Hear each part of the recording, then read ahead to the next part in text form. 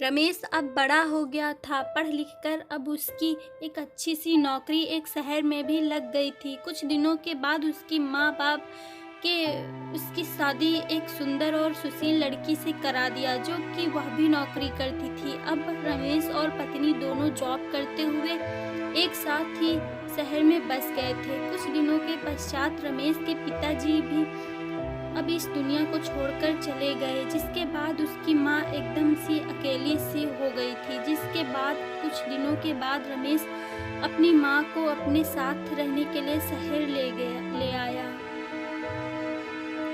जिसके बाद शहर में आकर रमेश की माँ खुद को एकदम अकेले पाती थी। इस तरह उन्हें भी अच्छा नहीं लगता था, लेकिन एक माँ अपने बेटे की हमेशा खुशी ही चाहती है। सो धीरे धीरे वह शहर में रहना भी सीख गई थी। लेकिन रमेश और उसकी पत्नी हमेशा अपनी माँ को समझाते रहते थे कि ऐसा मत करो, ये मत करो। मतलब कि वे अपने आगे माँ को गांव की एक तरह से गंवार ही थे, लेकिन माँ की दिल तो हमेशा से अपने बच्चों के लिए बड़ा ही होता है। सो वे सभी बातें चुपचाप सुनकर हाँ में हाँ मिलाकर रह जाती थी।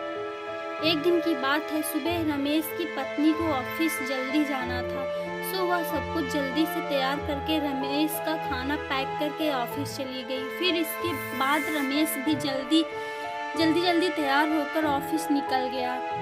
फिर कुछ समय बाद रमेश ने देखा कि उसका बेटा तो खाने का लंच बॉक्स तो घर पर ही भूल गया है। तो माँ ने बिना देर करते हुए फटाफट ऑफिस पहुंच गई और पास में एक कुर्सी पर बैठ गई, क्योंकि कंपनी में बाहर के व्यक्तियों को अंदर जाने के लिए मना था। सो फिर बेटे को दिक्कत ना हो इसलिए फ़ोन ना करके मैसेज किया, लेकिन रमेश अपने काम में बिजी था। सो माँ के मैसेज पर ज़्यादा ध्यान ना दिया, लेकिन उसकी माँ बाहर कब से इंतज़ार कर रही थी। इस तरह कई घंटे बीत गया और इस बीच कई मैसेज भी किया, लेकिन रमेश का कोई उत्तर नहीं आ रहा था। इस तरह रमेश की माँ को चिंता होने लगी थी।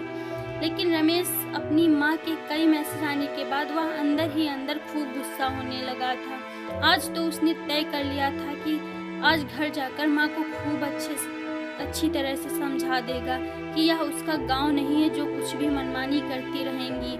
और इस तरह शाम हो गया। अब रमेश घर जाने के लिए कंपनी से बाहर निकला तो देखा तो उसकी माँ तो यहीं खड़ी है। जैसे देखकर उसका गुस्सा अब 7वें आसमान पर था और बिना कुछ पूछे ही अपनी माँ को डांट फटकारने लगा कि तब घर में खाली बैठे बैठे मैसेज से परेशान करती रहती हैं और अब तो उसके कंपनी में भी आ गई हैं। आखिर उनका यहाँ गांव नहीं है जो मनमानी करती रहेंगी। यह सुनकर रमेश की माँ ने खाने का टिफिन रमेश की ओर आगे बढ़ा दिया, जिसे देखकर रमेश को अब समझते हुए देर न लगी कि वह अपना खाना भूल गया था, जिसे माँ ने उसे देने के लिए यहाँ आई थी।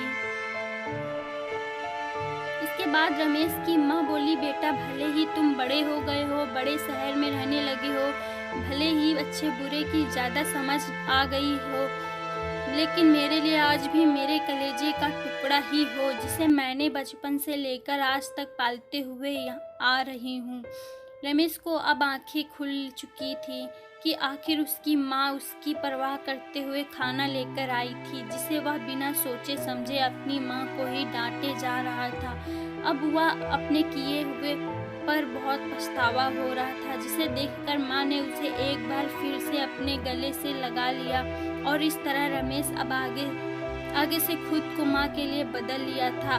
अब उनकी पहले से ज़्यादा अच्छे से देखभाल करने लगा था, जिसके बाद माँ को अब शहर भी अच्छा लगने लगा था, क्योंकि अब उसका बेटा फिर से उसे मिल गया था। अगर यह कहानी आपको अच्छी लगी हो तो वीडियो को लाइक करें और चैनल को सब्सक्राइब करें। Thank you so much.